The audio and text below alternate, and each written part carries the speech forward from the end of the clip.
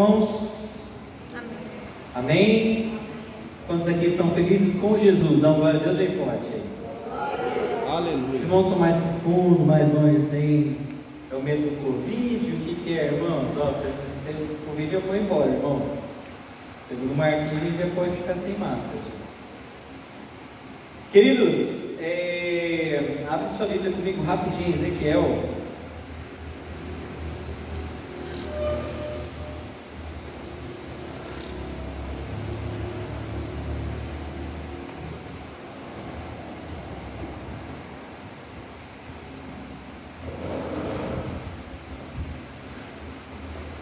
Capítulo 1, versículo 4.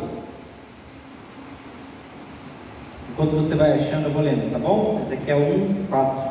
Diz assim: olhei, e eis que do norte vinha um vento tempestuoso, uma grande nuvem envolta em fogo e rodeada de esplendor. No meio disso havia uma coisa como metal brilhante, que saía do meio do fogo. Do meio disso saía algo semelhante a 4 seres viventes, cuja aparência era esta: tinha semelhança de ser humano. Cada um tinha 4 rostos e 4 asas. As suas pernas eram retas, e a planta dos pés era como a de um bezerro, e brilhava como bronze polido. Debaixo das asas, nos 4 lados, tinham mãos humanas. Assim todos os 4 seres viventes tinham rostos e asas. 9. As asas se uniam uma na outra, e não se viravam quando se moviam. Cada uma andava para a sua frente. Versículo 10. Quanto à forma de seus rostos, cada um tinha um rosto de ser humano. Do lado direito, os 4 tinham um rosto de leão. Do lado esquerdo, rosto de águia. Assim eram os seus rostos. Suas asas se cobriam para cima. Cada ser vivente tinha 2 asas unidas, cada uma do lado do outro, com as suas 2 asas, e cobriam o rosto. 12. Cada um andava para a frente, para onde o Espírito queria ir, eles iam, não se viravam quando se moviam. O aspecto dos seres viventes era como um varão em brasa, e semelhança de tocha. O fogo corria resplandecente entre os seres viventes, e deles saíam relâmpagos. Os seres viventes zigue-zagueavam à semelhança de relâmpagos.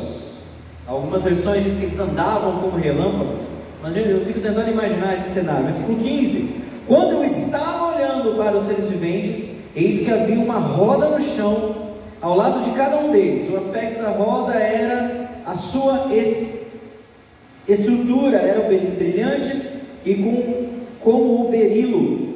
As 4 tinham a mesma aparência, cujo aspecto e estrutura eram como uma roda estivesse dentro da outra. Versículo 17: quando elas andavam, podiam ir nas 4 direções, e não se moviam quando se moviam, não se viravam quando se moviam. Os aros dessas rodas eram altos e metiam medo, e nas 4 rodas os aros estavam cheios de olhos ao redor. Quando os seres viventes se moviam, as rodas se moviam ao lado deles. Quando eles se elevavam do chão, as rodas também se elevavam. Para onde o Espírito queria ir, eles iam, pois o Espírito os impelia.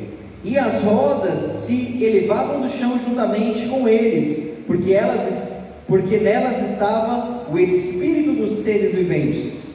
21. Quando os seres viventes se moviam, as rodas se moviam. Quando eles paravam, as rodas paravam. E quando eles se elevavam do chão, as rodas também se elevavam, e com eles, porque o Espírito dos seres viventes estava nas rodas. 22. Sobre a cabeça dos seres viventes havia algo semelhante ao firmamento, como um cristal brilhante que metia medo, estendido sobre a cabeça deles. 23. Por debaixo do firmamento, cada ser vivente estendia suas asas na direção do ser que lhe estava próximo, e com as outras 2 asas cobriam o rosto. Quando eles andavam, ouviam o ruído das suas asas, e era como o som de muitas águas, como a voz do Onipotente, um som de tumulto, como um tropel de um exército. Quando eles paravam, abaixavam as asas, veio uma voz de cima do firmamento, que estava sobre a cabeça deles, quando eles paravam. Versículo 26, por cima do firmamento, que estava sobre a cabeça dos seres viventes, havia algo semelhante a um trono, como uma safira, e sobre essa espécie de trono, estava sentada uma figura semelhante a de um ser humano. Vi que essa figura era como de um metal brilhante, como um fogo ao redor dela, desde a sua cintura e daí para cima, e desde a cintura daí para baixo. Vi essa figura, era como fogo, e havia um resplendor ao redor dela, como o aspecto do arco que aparece nas nuvens em dia de chuva. Assim era o resplendor ao redor. Esta era a aparência da glória do Senhor. Ao ver isso, eu caí com o rosto em terra e ouvi a voz de quem falava. Eita glória! Forte ou não é forte, irmãos? Forte! Suma tua presença, forte! Irmãos do céu, olha o nosso Deus como é que Ele é. Irmãos do céu, eu fui tentar ver na internet se eu achava alguém que tivesse tentado fazer o desenho. Irmãos, é uma coisa muito louca. Tem várias tentativas de representar essa visão. É uma coisa muito louca. Irmãos, o que tem isso a ver com a mensagem? Não tem nada. Mas eu queria abrir essa mensagem mostrando para você o tamanho do nosso Deus. Queridos, você já imaginou como é enxergar algo próximo ao que nós podemos enxergar de Deus? Queridos, que coisa louca, que coisa tremenda. Irmãos, quando nós pensamos em Deus, como que nós pensamos em Deus? Quando você pensa em Deus, como você imagina Deus? Oh, fofinho. Ou você também não pode imaginar que é um Deus carrasco, sabe aquele Deus, tradução espírita, que é aquele velho com um cajado na mão, esperando dar uma tacada na sua cabeça quando você erra. Queridos, nosso Deus, uma coisa que nós podemos afirmar, é que igual ao nosso Deus não há outro. Amém? Aleluia. Aleluia, igual ao nosso Deus não há outro. Queridos, as últimas mensagens que eu tenho trazido têm sido mensagens fortes. Eu acho que a gente inverteu, pastor. Eu acho que o policial malvado ficou eu e você virou o policial bonzinho. O que você acha? Eu acho que o pastor falou que minha última pregação, o chicote rolou e o povo falou assim: eita, e aí? Como é que é esse negócio aí, queridos? Quando nós preparamos uma mensagem, nós preparamos com muito temor, porque nós precisamos trazer aquilo que Deus traz aos nossos corações. Mas existe a necessidade, irmãos, de nós entendermos. Quando eu trago as mensagens, eu tento trazer as mensagens de uma maneira que venha despertar no seu coração e no meu coração um movimento para a ação. Um movimento para a ação, porque, irmãos, venhamos e convenhamos, vivemos um momento em que, como eu abri a mensagem na semana passada, e o pastor na sexta-feira, que ele deu continuidade na mensagem, porque eu acho que o pastor ficou tão assustado com a mensagem que eu trouxe, que ele falou assim: rapaz, deixa eu tentar costurar isso aqui, que o chicote rolou solto na quarta-feira. Só sei que os irmãos foram levantando, os irmãos foram indo embora. Eu falei: rapaz, ou a mensagem está muito ruim ou ela está muito dura, né? Queridos, mas uma coisa que nós precisamos entender é que o nosso evangelho não é um evangelho de brincadeira. Nós precisamos entender que o que vivemos não é algo que pode ser levado de qualquer forma, irmãos. Por isso que o nosso coração, como ministro da palavra, arde o espírito do clamor profético. Domingo eu vou falar sobre o clamor profético. Já estou dando spoiler de qual vai ser o tema da mensagem do domingo à noite. Queridos, precisa haver em nós uma palavra guiada pelo Senhor e que chacoalhe as nossas estruturas, a estrutura daqueles que ouvem, claro que em amor, porque nós não usamos o nosso evangelho como um taco de beisebol para acertar alguém, mas nós usamos o nosso evangelho, o evangelho não nosso, né? O evangelho do qual fazemos parte. O evangelho, irmãos, é a boa nova. Nós precisamos entender que se a palavra não confronta, irmãos, o que a igreja está fazendo na face da terra? Se a palavra não confrontar os nossos corações, irmãos, o que estamos fazendo aqui? Nós estamos brincando de ciranda, cirandinha, mas nós não estamos vivendo o evangelho do reino de Deus. Porque Cristo, ele não veio, ele falou, não vim para trazer paz, mas Cristo veio para fazer o que, irmãos? Ele veio para chacoalhar o coqueiro, irmão, e que o coco que tiver meio frouxo lá em cima, ele cai. Irmãos, precisamos entender que o evangelho, ele nos confronta não no sentido de botar medo na gente, mas nos confronta para a mudança, nos confronta para uma nova postura e uma nova atitude. Irmãos, não me arrependo em nada da palavra de quarta-feira passada, até mesmo porque ela não é minha. Se você achou ruim, briga com o Espírito Santo. Né, irmãos? Claro que nós, como pregadores, temos responsabilidade com a mensagem, mas eu quero dizer para você, igreja, nós precisamos despertar. Nós precisamos despertar, igreja, porque se nós não anunciarmos que Jesus Cristo está vindo, se nós não falarmos, irmãos, ei, acorda, tic-tac, como eu falei no domingo à noite, o tempo está passando, igreja. Igreja, nós seremos cobrados. Esse é o meu medo, igreja. Nós vamos ser cobrados. Eu vou ser cobrado por ter falado sobre o evangelho, sobre o reino de Deus, sobre Jesus, para o meu vizinho. Irmãos, eu não posso botar uma música no som do meu carro alto no sábado à tarde e achar que eu estou evangelizando o povo porque meu vizinho vai ouvir a música gospel que está tocando no meu carro. E é isso que as pessoas estão achando que é evangelizar ultimamente, irmãos. E eu não posso querer ter a compreensão, irmãos, é possível, mas eu não posso achar que porque eu postei numa rede social falando que Jesus é bonitinho e as pessoas vão ser evangelizadas. Queridos, precisamos pregar, precisamos falar, só que a igreja dorme, irmãos. A igreja dorme. Temos que fazer um apelo gigantesco para trazer leite, temos que fazer um apelo gigantesco para conseguirmos terminar de construir aqui, temos que fazer um apelo gigantesco para juntar pessoas para fazer qualquer coisa na igreja. E não é problema da Itatiaia, irmãos. Não estou falando da Itatiaia porque eu passei em inúmeras igrejas antes de vir para cá. E é assim, você veio no Memorial é grande, tinha um monte de gente lá, irmãos. 1.500 membros, é verdade, mas muitas vezes em campanha de oração tinha 30 pessoas. Irmãos, Larson, você que é melhor de geografia do que eu, 10% de 1.500 membros dá quanto? 150. 1% dá quanto? Quem que é melhor de geografia do que eu? 15. Irmãos, tinha um pouquinho mais de 1% da igreja numa campanha de oração. Mas a igreja é grande, o povo lá, sabe, o povo vive num mundo da lua. Irmãos, é a mesma coisa na nossa igreja. Nós não temos a representatividade no culto de quarta-feira. E assim vai, irmãos, não estou criticando quem não vem, porque assim, tem gente na faculdade, tem gente com seus afazeres, irmãos. Tem irmãos que chegam 8 horas da noite e não conseguem vir no culto. Mas irmãos, estou falando que se nós não nos esforçarmos, nós não chegamos em nenhum lugar. E o evangelho precisa nos confrontar, irmãos. Você não precisa ter medo de Deus, você não precisa ter medo de se relacionar com Deus. Apesar de Ezequiel ver toda essa visão aqui, irmãos, Ezequiel sofreu, hein? Eu não gostaria de ter o mesmo chamado de Ezequiel. Ezequiel teve que ficar,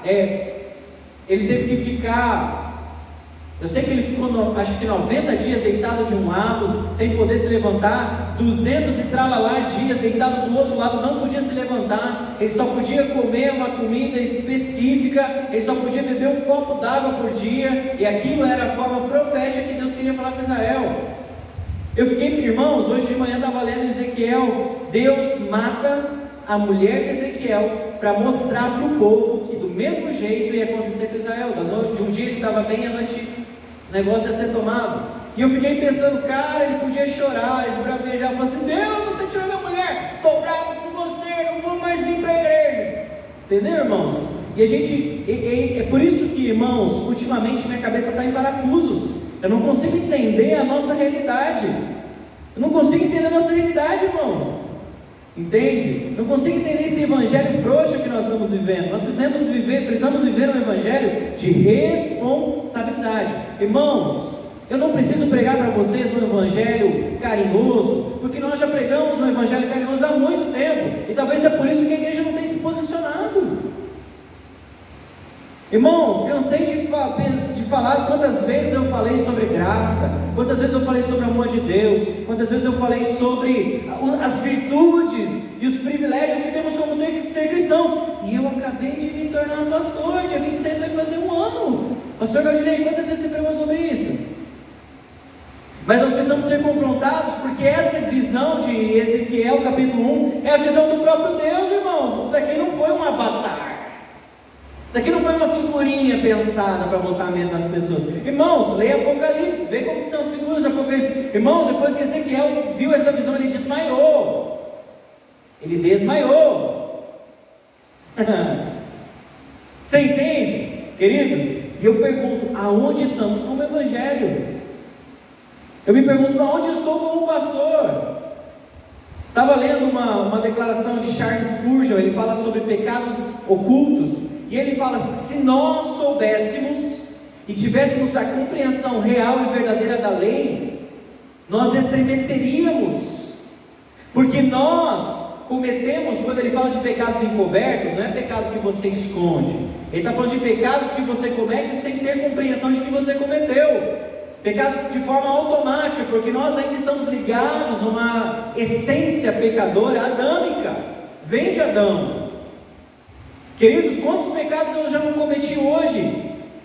E é interessante que Charles Spurgeon incentiva, irmãos, Charles Spurgeon, ele é conhecido como o príncipe dos pregadores, um pastor batista britânico que revolucionou.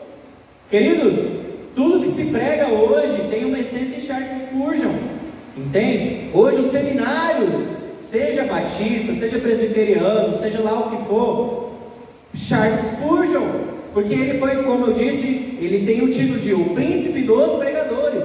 Queridos, quando nós nos separarmos com Deus, como é que vai ser, irmãos? Tic-tac, o tempo está passando, o fim está chegando, terra em fogo.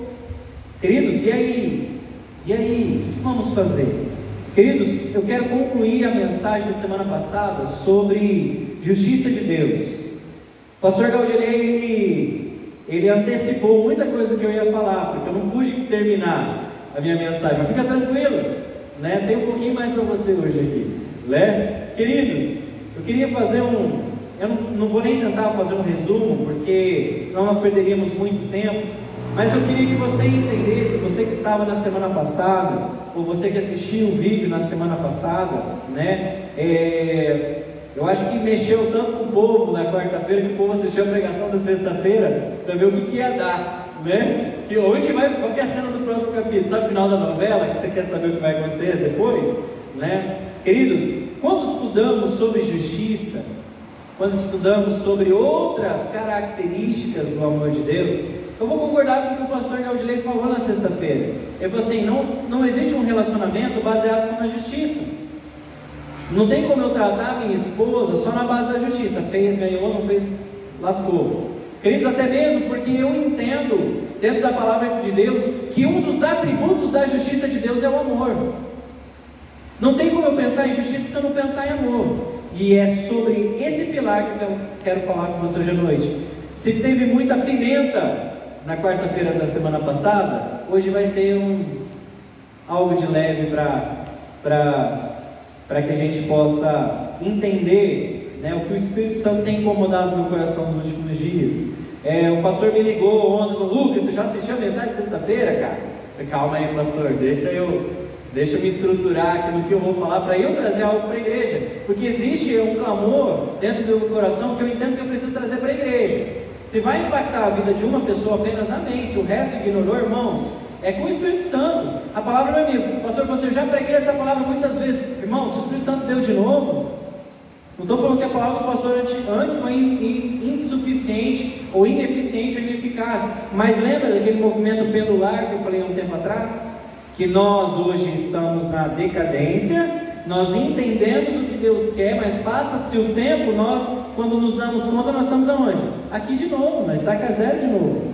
Queridos, se Deus está falando à igreja de novo, é porque Ele quer falar, e pronto, a igreja é dele, a palavra é dele. Irmãos, ai de mim querer trazer algo meu para vocês. Irmãos, como eu falei na quarta-feira passada, se eu quisesse trazer algo meu para vocês, eu ia falar sobre música, eu ia falar sobre a adoração na igreja, eu ia falar sobre os aspectos emocionais e como nós podemos ver na palavra de Deus essa pregação de psicólogo. Mas meus irmãos, como Paulo diz que ele reputa, ele considera como esterco todas as coisas. Irmãos, quando eu subo aqui para pregar e falar para vocês, para mim tudo que eu conheço da psicologia eu considero como esterco, porque a psicologia não cura ninguém, mas eu conheço um Deus que cura. Eu não conheço nenhum manual de psicologia que se compare à minha palavra, a palavra de Deus. porque aqui tem vida, e nenhum manual de psicologia tem vida. Por isso que eu não me preocupo, irmãos, eu sou um psicólogo que deixa a psicologia de lado para pregar a palavra de Deus, e eu me envergonho, porque eu vejo o pastor largando a batina de pastor, para querer virar psicólogo no palco, irmãos, querendo virar coach, misericórdia, irmãos. A palavra de Deus, só as escrituras, só a escritura, irmãos, é só a palavra de Deus que é viva e eficaz. Por isso você não vai trazer nada da psicologia. Paulinete, você vamos ter um encontro nosso aqui, você pode trazer uma palavra? Claro que vou trazer, irmãos, com alegria. Mas quando Deus arde o espírito profético no meu coração, irmãos, eu não vou falar do que a psicologia fala, porque Freud morreu, foi sepultado e está lá, mas meu Jesus ressuscitou ao terceiro dia. E todos os expoentes da psicologia estão mortos, assim como qualquer expoente que nós podemos declarar, como passou pela Terra Gandhi, Madre Teresa de Calcutá, quem mais a gente pode falar aí? Enfim, muitos outros, entendeu? Queridos, todos morreram, mas o meu Jesus ressuscitou. Não tem túmulo, não tem túmulo, queridos. Cadê? E nós, como igreja, precisamos mostrar isso para as pessoas. Irmãos, essa fé tem que arder no nosso coração. O pastor falou sobre fé, e hoje eu também vou falar sobre fé. Vou chover um pouquinho, talvez, numa olhada do que o pastor falou na sexta-feira. Mas, queridos, sem delongas, abre comigo no capítulo 1 de Romanos.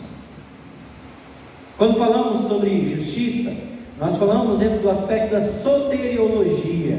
Soteriologia é o estudo dentro da teologia que vai estudar sobre a salvação, vai estudar sobre a graça, sobre a redenção, sobre a justificação, sobre todo esse compêndio que fala sobre a justiça de Deus e como Deus fez justiça através da salvação nas nossas vidas. Mas vamos lá, deixa eu abrir aqui porque eu fiquei falando em um adulto.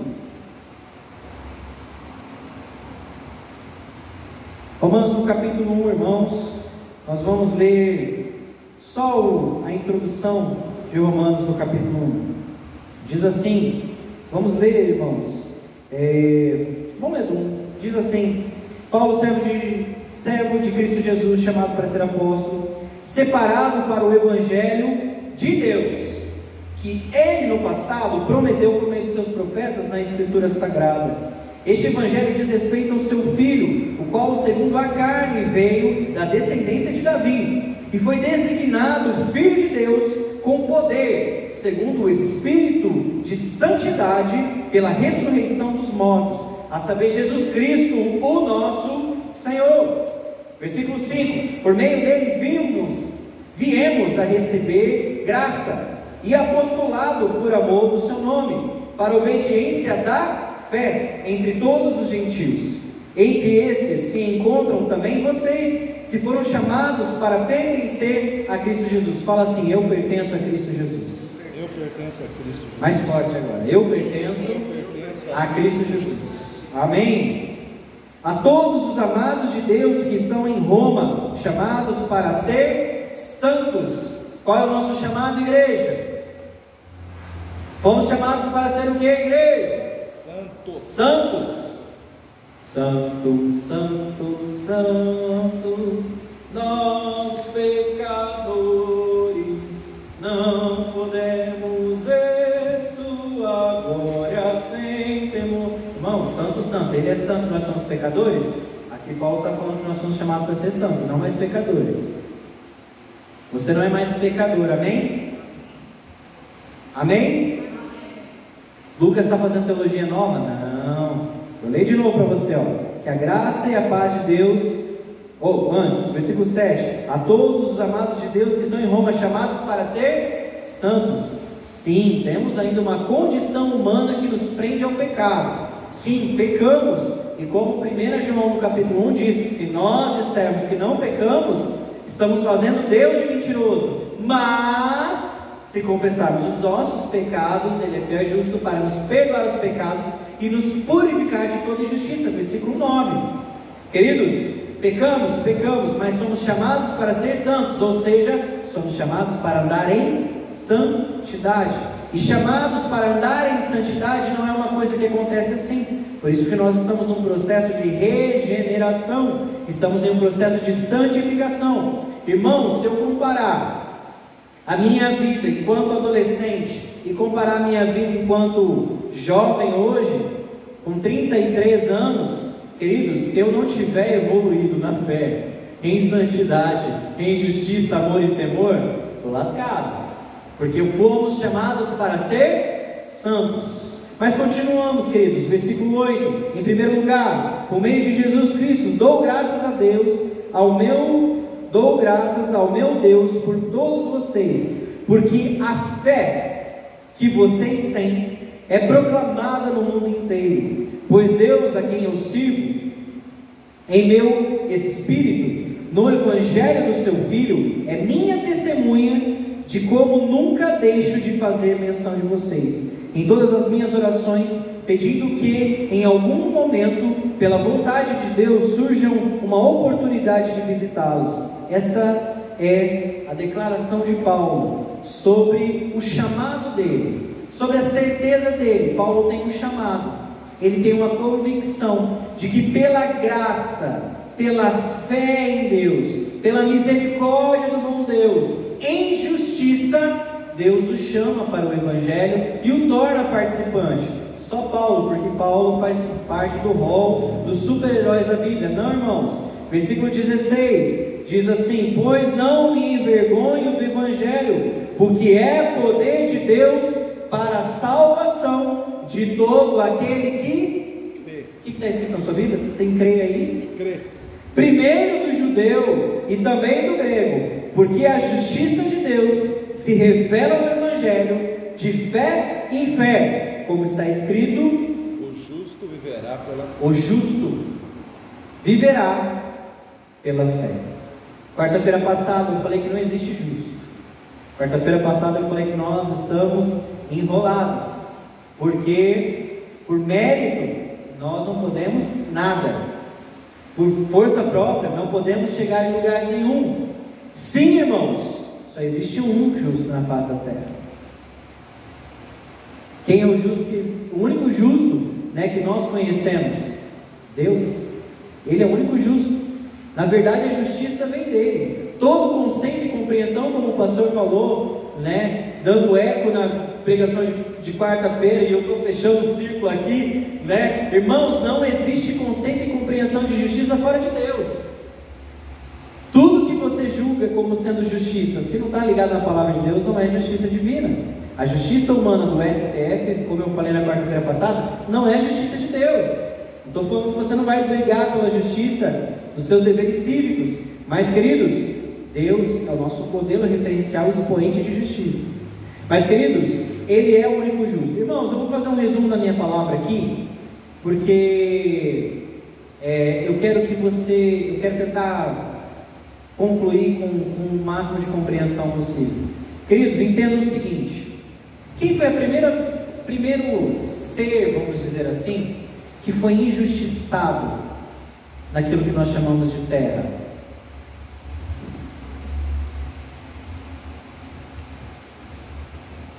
É uma perguntinha boa, né? Dá para pensar e trazer tarefa de casa. Irmãos, o primeiro na história da eternidade a ser injustiçado, sabe quem foi? Deus está na... Deus. O primeiro a sofrer injustiça foi Deus. Sabe por quê? Vou te explicar. Segue comigo. Pega o bonde junto comigo aí. Vamos viajar na palavra do Senhor. Queridos, Deus fez o homem para o pecado ou Deus fez o homem para ele? Você acha que Deus fez o homem para o homem pecar? Deus, Ele criou algo. Irmãos, Deus criou algo precioso. Deus criou algo, um supra-sumo. Irmãos, você sabia que nós estamos acima dos anjos? Porque Jesus não veio para morrer por nenhum anjo, mas Ele veio para morrer por você. Você sabia que os anjos são classificados como seres que servem à humanidade? Você sabia disso? Irmãos, mas eu não me considero melhor do que nenhum anjo. Queridos, até mesmo que eu tropeço, hein, irmãos? Tem alguém que tropeça que nem eu aqui no pecado, irmãos? Mas Deus criou você e eu como ápice da criação. O sol, a lua, estrelas e como o pastor cantou aqui, irmãos, nada se compara à formosura e à beleza do que Deus criou no final de todas as coisas. Sabe por que eu amo minha mulher? Porque ela foi criada depois de mim. Ela é mais bonita do que eu. Minha mulher, irmãos, sol, lua, estrela, olha a grandeza do universo, tudo foi criado para quê? O ápice, o final de tudo foi o quê? O homem. E a mulher? A mulher é ajudadora, é aquela que vem para dar apoio, para fechar aquilo que Deus concluiu. O homem não é melhor do que a mulher não é melhor do que o homem. Não estamos falando de figuras de autoridade, mas estamos falando de diante de Deus, dentro daquilo que Deus criou, homem e mulher é a mesma coisa, né? Vou deixar problemas de hierarquia para o pastor Gaudilei. Doutrina é com ele, irmãos, doutrina é com ele. Eu estou trazendo um culto de ensino aqui, então estou trazendo coisas relativas ao ensino. Queridos, o primeiro injustiçado foi Deus, porque o pecado entrou na jogada e nos tirou de Deus. Quando nós entendemos na palavra de Deus que há um salário para o pecado, e o salário do pecado é a morte, é porque, irmãos, um desequilíbrio aconteceu. Deus nos queria para Ele. E você vai entender por que eu falei que dentro da justiça tem o amor, e não tem como eu separar amor e justiça. Porque, irmãos, não estou falando de parâmetro humano, estou falando de parâmetro divino. Porque, queridos, Deus nos criou para Ele, mas nós fomos tomados dEle. Nós somos tomados dEle. E fora de Deus não existe possibilidade de vida. Por isso que o salário do pecado é a morte. Mas a vida eterna é o quê? O dom gratuito de Deus. Queridos, os nossos pecados lesaram a Deus. A queda nos tirou de onde deveríamos estar. A justiça, Deus foi injustiçado. Como humanidade, irmãos, por causa do pecado e por causa do nosso posicionamento, sim, volto a afirmar, não temos direito nenhum de pedirmos nada diante de Deus. E o pastor confirmou isso na sexta-feira. Não podemos e não temos direito nenhum, porque quem foi injustiçado? Nós ou Deus. Então, irmãos, se a humanidade fosse para o inferno, foi pago, porque quem sofreu injustiça foi Deus. Mas por isso que eu vou falar, pega comigo, você vai entender que dentro da justiça há amor. Queridos, o salário do pecado é a morte, Romanos 6:23. Deus, se fosse por sentença, nós não estaríamos aqui. Agora, o que fazer? O que pode fazer justiça para Deus? Quem vai trazer justiça para Deus, irmãos? Eu e você não podemos trazer justiça para Deus. Existe alguém que pode salvar Deus, irmãos? Pega a loucura teológica comigo. Alguém pode fazer justiça por Deus? Ele mesmo fez justiça por si mesmo. Deus fez justiça por si mesmo. Porque o que Deus manda, irmãos, acontece. Se Deus falou, a humanidade é minha, ponto final, a humanidade é dele. Só que nós estamos talvez vivendo na nossa era humana um jogo em que se tornará dele aquele que pela fé viver. E eu vou voltar lá na fé, calma aí. Mas, irmãos, o único que poderia reaver o que foi tomado de Deus é o próprio Deus. Agora você entende por que Jesus veio para a humanidade? Porque homem nenhum poderia se justificar, e homem nenhum poderia reaver o que foi tirado das mãos de Deus. O próprio Deus teve que se erguer. Se é que Deus caiu, irmãos, Deus não caiu, Deus não foi atingido, ok? Mas Deus, irmãos, Deus governa. Palavra de imperador, Ele falou, vai acontecer. Para que acontecesse, que a humanidade fosse resgatada, o próprio Deus teria que intervir, e veio Jesus. É isso que Paulo está falando. É isso que Paulo está falando. Paulo está falando que porque nós pecamos, sim, nós somos destituídos da graça. Nós perdemos o privilégio da vida eterna, porque estávamos em pecado. Mas em Jesus, o justo, ou seja, aquele que encontrou a justiça, ele vive pela Fé. E Paulo costura dizendo, a fé aonde? No próprio ato, né? Porque nós podemos encontrar a nossa própria redenção, né? A fé no Filho de Deus. Só Jesus, só Deus poderia preparar um plano para reaver aquilo que foi perdido. Queridos, o plano para nos trazer de volta para Deus custou um preço. Quando estudamos a respeito de justiça em soteriologia, na matéria de soteriologia, queridos, salvação vem de uma palavra no hebraico chamado Yash. Essa palavra, ela tem vários sentidos, né? Mas parte dos sentidos dela é vingar, é preservar, é resgatar, é trazer a salvação, é salvar. Quando alguém tinha a sua sentença cumprida, ele recebia essa palavra, Yash. Foi cumprido, foi pago, ele foi salvo daquilo que era a condenação dele. Mas e se a condenação para a humanidade é a morte, quem poderá nos defender? E não é o Chapolin Colorado. Queridos, o Evangelho, Romanos 1,16 diz: não me envergonho do Evangelho, porque ele é o que? Poder. Fala comigo, poder. Irmãos, poder não tem nada a ver com o que nós, seres humanos, entendemos aqui como algo mágico, uma força talvez sobrenatural. Esse poder é algo que ninguém detém da parte de Deus. A salvação, o Evangelho, ele é o poder, ele é a força. Irmãos, poder no grego é a palavra que dá origem a dinamite. Dínamos. Lembra, sabe, antigamente tinha nas bicicletas algo chamado dínamo. O que ele fazia? O cara pedalava, girava um motorzinho e acendia uma luz. O poder de Deus é o que acende a luz em nós, irmãos. O poder de Deus é o que faz com que nós enxerguemos a luz, enxerguemos a vida eterna. Queridos, justiça é sinônimo de graça, justiça é sinônimo de amor. Porque, irmãos, qual é o poder de Deus para a humanidade? O Evangelho. O Evangelho fala da graça. O Evangelho fala do que Jesus fez por nós. O plano de Deus foi esse. João 3,16. Quem pode falar para mim? Não, pastor, não vai. Quem pode falar João 3,16?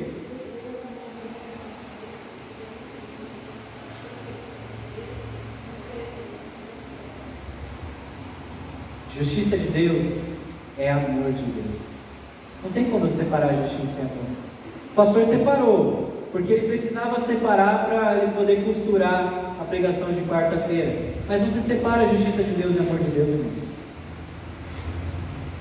Não tem como separar. E você vai entender no final dessa mensagem, ainda tem um peso maior ainda sobre a justiça. Queridos, redenção. Gálatas 3,13. Quem pode ler para mim bem alto?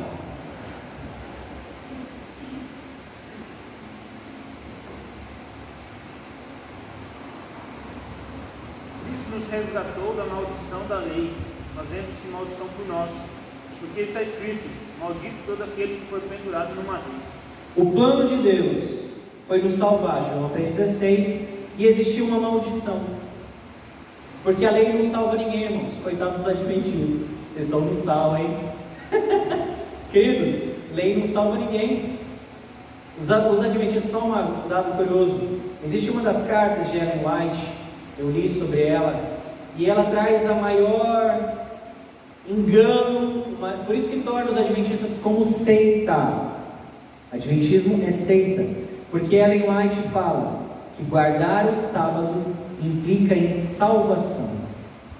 Eu tenho, quem quiser, eu tenho uma cópia desse livro da Ellen White em casa, dessa página, desse trecho, para me mostrar para qualquer adventista que o adventismo não salva, nem os batistas salvam, nem Ellen White salva. O único que salva é sábado, não salva ninguém. Senão o judeu já estava salvo faz horas. Queridos, O justo só pode viver pela fé. Romanos 1,17. Queridos, a fé naquele que proporcionou. Irmãos, se eu e você não andarmos em atos de fé, e fé, irmãos, não é aquela fezinha que a gente faz quando a gente vai jogar. A gente não, né? Alguns fazem, eu não faço. Lars, você faz? Mega da virada, Lars? Não? Queridos, fé é poder de Deus também. Fé é o potencial para que você atinja e acesse tudo aquilo que é dado por Deus a nós. Porque, como diz Hebreus no capítulo 11, a fé é o firme fundamento das coisas que não se veem, mas que se esperam. Irmãos, que garantia temos que vamos para o céu? A fé em quem? No Filho de Deus. E o justo só pode viver, porque fora da justiça de Deus há o que? Morte. O justo vive pela fé. Amém, irmãos?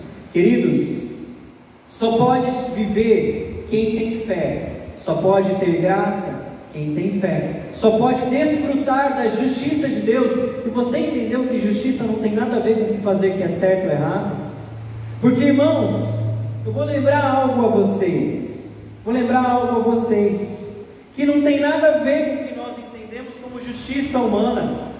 Porque nós achamos que Deus faz justiça quando a gente canta: quem te viu passar na prova e não te ajudou. Isso não é justiça de Deus, irmãos. Mateus 5, versículo 3 diz: bem-aventurado quem é pobre de espírito. Não, mas o evangelho que nós estamos pregando ultimamente é que o melhor dessa terra nós vamos comer, porque o nosso Deus é o Deus da prosperidade. Bem-aventurados que choram, nós não queremos chorar. Bem-aventurado, feliz é aquele que chora, feliz é quem é pobre, feliz é quem tem fome, feliz é quem tem fome e sede de justiça, feliz é quem é misericordioso, feliz é quem tem coração limpo, feliz é quem for pacificador. E a parte que os crentes não gostam, os crentes da teologia da prosperidade, os crentes da teologia do antropocentrismo, para fechar com um punhal no ego da humanidade: bem-aventurados perseguidos. Nós não queremos ser perseguidos. E quando o laço aperta, nós choramos. Irmãos, a justiça de Deus e a felicidade do crente é a justiça de Deus. É quando, e eu vou finalizar agora, irmãos, a felicidade do crente, a alegria, o prazer que o crente tem é a obra do Senhor. Amém. Sabe por quê, irmãos? Sabe por quê? Nossa, Lucas, mas não sei, sua mensagem não me encorajou muito hoje. Sabe por quê, queridos? A felicidade do mundo, a justiça do mundo se pauta na felicidade. Porque se foi tirado algo de mim, eu me sinto injustiçado. E se eu estou injustiçado, eu estou em angústia, eu estou em tristeza, em sofrimento. Mas no Evangelho, pode ser tirado o pão do crente, pode ser dado perseguição ao crente, e ele continua bem-aventurado. Sabe por quê, irmãos? A nossa alegria está em fazer a vontade de Deus, porque quando fazemos a vontade de Deus, nós somos completos. Por isso que o Evangelho é poder de Deus para a sua vida. Eu não preciso pregar amor para você, eu preciso pregar para você poder de Deus, porque dentro do poder de Deus, que é a possibilidade que Ele te deu de algo, você encontra amor, justiça, plenitude, felicidade eterna. Queridos, não tenha medo quando você passar por luta. Querido, não tenha medo quando você for injustiçado. Não tenha medo quando a coisa apertar na sua casa. Irmãos, se você não tiver como pagar, irmãos, mês passado eu tive que fazer um bem bolado. eu deixei algumas contas atrasarem para que no tempo certo eu conseguisse pagar elas. Queridos, quem que é o brasileiro que não faz isso? Puxa aqui, dá um jeito de manobra financeira, irmãos. Quem não colocar um chuchu, um ovinho, um milho no meio da carne moída para render a carne moída desses tempos? Não é verdade, irmãos? Se a carne está cara, a gente faz o quê? Mete chuchu no meio da carne, irmãos. Coloca mais caldo no feijão, coloca mais água, né? É ou não é? Irmãos, nossa felicidade não é essa, irmãos. A nossa felicidade é sabermos que nós estamos vivendo a plenitude, porque nós vivemos em Deus. Amém. Irmãos, você pode orar. Irmãos, você pode pedir. Nós não merecemos. É verdade, nós não merecemos. Você pode orar. Você pode pedir. Queridos, porque é pelo trono de... Qual que é o trono mesmo que nós chegamos na presença de Deus? O trono da graça. O trono da graça, irmãos. É o trono da graça que nos faz entrar na presença de Deus. Nós não podemos acessar a Deus sem a justiça dele. Nós não acessamos a Deus sem a justiça dele. Porque Deus, ele fez justiça para si mesmo. E a justiça de Deus chama-se Cristo Jesus. Chama-se redenção em Cristo Jesus. Chama-se Evangelho, poder de Deus para nós. E para finalizar, meus queridos, Hebreus 4, 14 e 16, diz assim, tendo, pois, Jesus, o Filho de Deus, como sumo sacerdote, ou grande sacerdote, que adentrou os céus, conservemos firmes a nossa confissão. Evangelho é boas novas, Evangelho é anunciar o reino de Deus. Conservemos a nossa confissão. Que confissão é essa?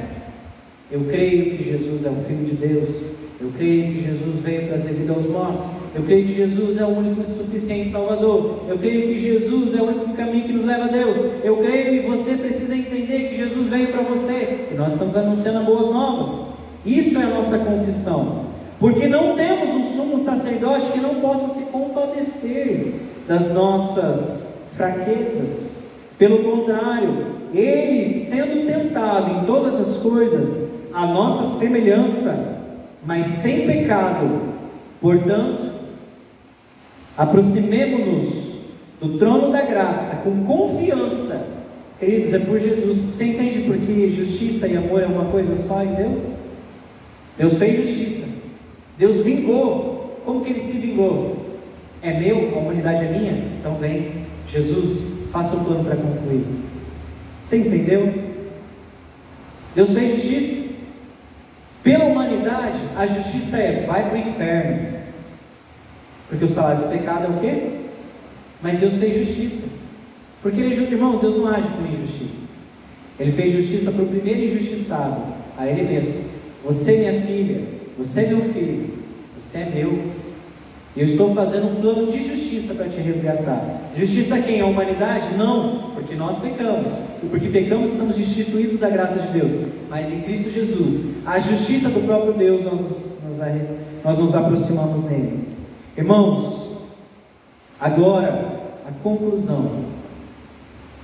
O que diremos, pois, diante dessas coisas? Vamos pecar mais para que a justiça de Deus, a graça de Deus abunde em nós, Romanos no capítulo 3. O que vamos fazer agora? O que nós vamos fazer agora como igreja, queridos? Se nós somos filhos de Deus, e Efésios no capítulo 5, versículo 1 diz: sejam, pois, imitadores de Deus como filhos amados. Se eu sou amado por Deus, já vi que eu não mereço pedir nada para Deus, mas pelo trono da onde, irmãos? Da graça, pelo sacrifício de Jesus, eu posso adentrar pelo caminho da graça diante de Deus, porque não é pelo meu mérito, não é pela minha justiça própria, e não é porque eu venho à igreja todos os domingos à noite. Continue vindo, irmãos. Não é porque eu dou o dízimo, irmãos, continue devolvendo o dízimo. Não é porque você fez ou deixou de fazer, mas é pela graça nós acessamos a Deus. Mas irmãos, Paulo fala que nós precisamos anunciar as boas novas, o Evangelho. Como nós fazemos justiça para Deus? Não é processando quem nos persegue.